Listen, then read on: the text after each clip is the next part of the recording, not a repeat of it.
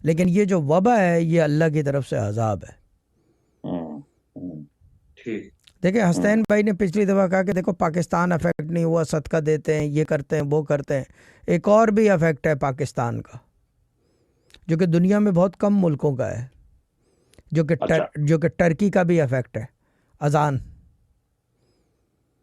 अजान जी। अजान अजान अजान का ये है कि हेमिस्फियरिकली ना ये टर्की से शुरू होता है, ऑन द हेमिस्फियर ना, on the global scale Turkey से शुरू जी। होता है। फजर वहाँ हिट होती है पहले, होते होते होते होते फिर वो पूरा इक्वेटर फिरता है। अजान का एक तरीका कार है फजर से लेकर इशा तक।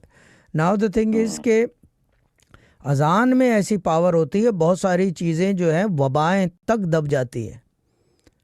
देखिए अर्थक्वेक जैसी चीज़ जब होती है तो जी। मौजिन को बोलते हैं जाओ अजान दो मस्जिद से। बिल्कुल बिल्कुल वो बिल्कुल। उस ज़माने में मीनार पे चढ़ के देता था, स्पीकर नहीं होते थे, बिल्कुल बिल्कुल। और उसको ये डर नहीं होता था कि मैं गिर जाऊंगा। अब वो मौजिन कहाँ है और जी वो यकीन कहाँ है मौजिनों का।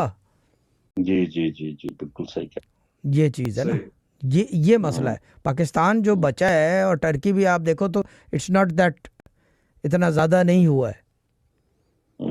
देखिए अफ्रीका वगैरह में भी इतना ज़्यादा नहीं हुआ ये।